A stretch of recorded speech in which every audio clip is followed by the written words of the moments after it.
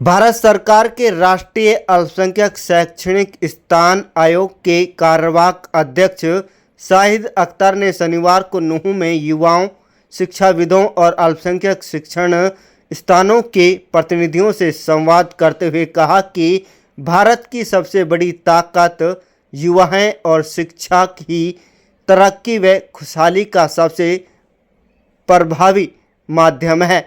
उन्होंने कहा कि युवाओं को दीनी और दुनियावी दोनों तरफ की शिक्षा हासिल करनी चाहिए। दीनी तालीम बेहतर इंसान बनाती है, जबकि आधुनिक शिक्षा विकास और रोजगार के अवसर प्रदान करती है। उन्होंने युवाओं से डॉक्टर एपीजे अब्दुल कलाम और सर सैयद अहमद खान के जीवन से प्रेरणा लेने का आह्वान किया।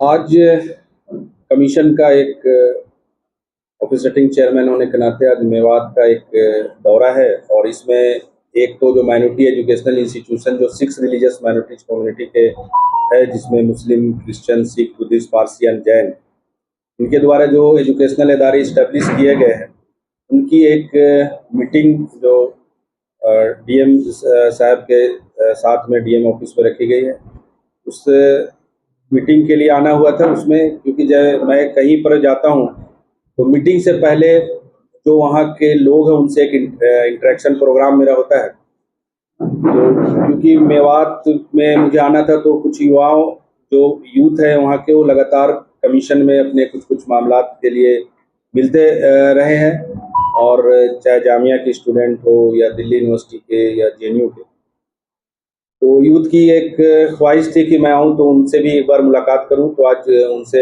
एक मीटिंग थी और मीटिंग में जाहिर सी बात है कि मुस्तकबिल जो भारत कैसा होगा और भारत की जो ताकत है वो भारत के युवाओं में है।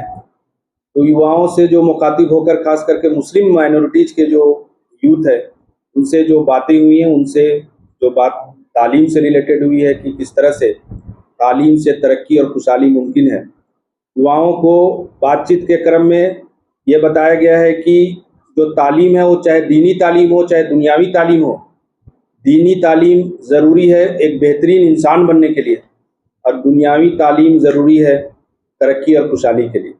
और दोनों तालीम के साथ में कैसे इस भारत को आप मुस्तकबिल में कैसे आने वाले दिनों में खुशहाली और तरक्की वाला भारत बना सकते हैं, उसके लिए क्या क्या बातें ज़रूरी है, उन लोगों से बातचीत अभी की है।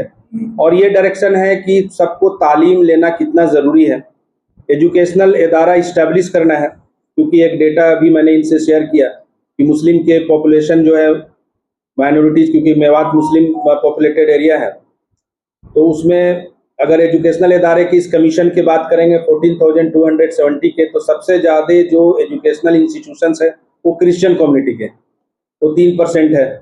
मुस्लिम कम्युनिटी 16% है, लेकिन उनके एजुकेशनल इंस्टीट्यूशन क्रिश्चियन से भी कम है। तो इनसे अपील की गई है कि आप तो पहले एजुकेशनल इदारा इस्टेब्लिश कीजिए।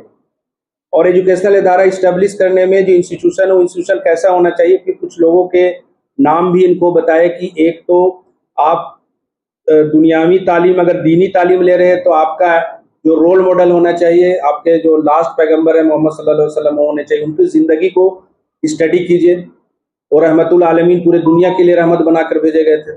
आपके पास में कुरान की किताब है जो एक मुकम्मल किताब है जिंदगी जीने के लिए। तो दीन को ठीक ढंग से दीन को जाने कि दीन क्या है।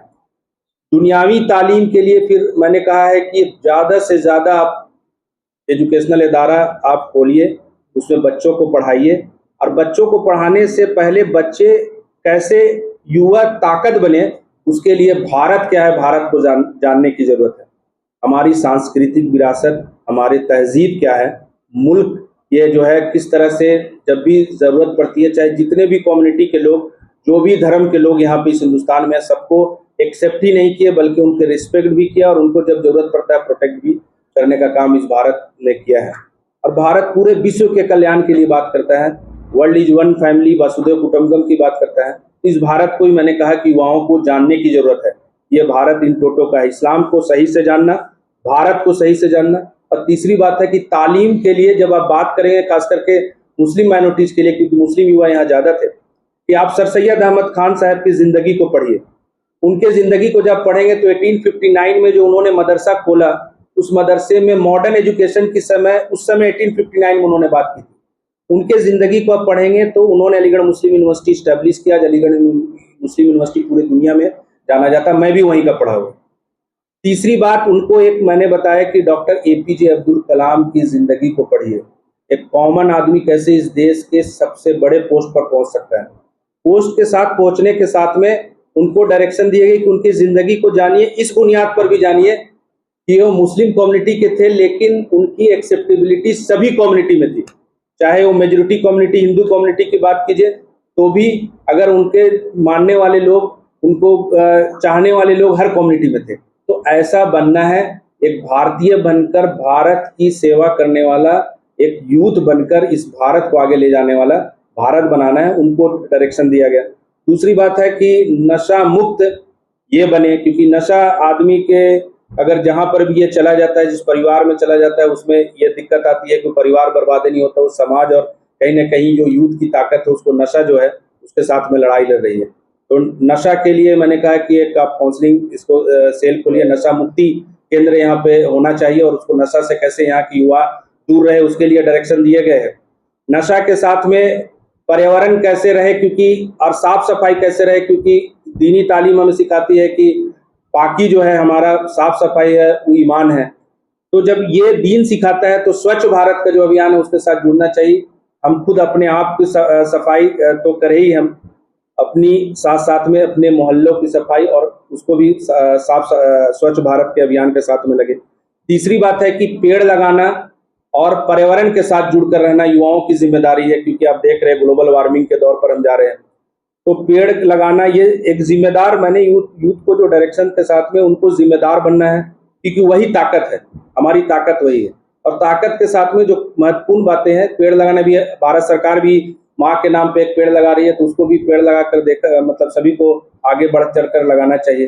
तालीम में गरीब बच्चों को, युवा को ये डिसाइड करना चाहिए अपने अपने मोहल्लों में, अपने जो लोग हैं, सीनियर लोग हैं, उनके साथ बात कर, एनजीओ से बात करके लोगों को, जो एक भी बच्चा ऐसा मेवात का ना रहे जिसको तालीम नहीं मिले, तो तालीम के लिए लोगों को उसमें स्कूलों में एडमिशन कराए और उनको गोद ले, उनको आगे बढ़ाए। इस तरह की बातें हुई है और मुझे लगता है कि मेवात की धरती ऐसी धरती है, जब जरूरत पड़ी इस देश को आज़ादी में तो हसन माती साहब ने यहाँ पे कुर्बानी दी है, और जब यहाँ से तबलीग जमात का भी शुरुआत जो हुई है, ये इसका एक अलग इम्पोर्टेंस है। मैं तो चाहता हूँ कि इस मेवात से लोग, यहाँ से युवा निकले और एपीजे अब्दुल कलाम तो बने ही, और कलाम साहब बनने के साथ में उनके सोच में जो भारत था उसको बने, और एक अच्छा साइंटिस्ट बनने के साथ में इस देश में अमन, भाईचारगी और दीनी और दुनियावी तालीम का जो मिक्सर हो, वो मिक्स में करते हुए उनको आगे आने वाले दिनों में तो भारत का में जो खास करके हम जो जाने जाते हैं यूनिटी एंड डाइवर्सिटी के नाम पर, हम अपने एकता को कैसे मजबूत कर सकते हैं, नफरत और कट्टरता को कैसे खत्म कर सकते हैं, आपसी भाईचारगी और अमन वाला भारत कैसे बना सकते हैं, उसमें एक अहम रोल जो है युवाओं का हो सकता है। तो उनके साथ बातचीत हुई है और मुझे यकीन है कि ये बातचीत बहुत फ्रूटफुल आने वाले दिनों में रहेगी। और मैं इनसे ये भी कहा हूँ कि आपको जब भी ज़रूरत पड़ेगी, ऐसे भी ये मिलते रहते हैं कि आप आकर कमीशन से भी रब्ता कीजिए। कमीशन एजुकेटरी बॉडी होने के साथ में रिकमेंडरी और एडवाइजरी बॉडी भी है। इनके एडवाइस पे हो सकता है पूरे हिंदुस्तान में कुछ और बातें जो है वो हम लोग उसको एडवाइस कर सकते हैं स्टेट गवर्नमेंट को और सेंट्रल गवर्नमेंट को। तो अच्छी मीटिंग रही और मुझे यकीन है कि ये मीटिंग बहुत सार्थक रहेगी और आने वाले दिनों में इसका रिजल्ट आएगा।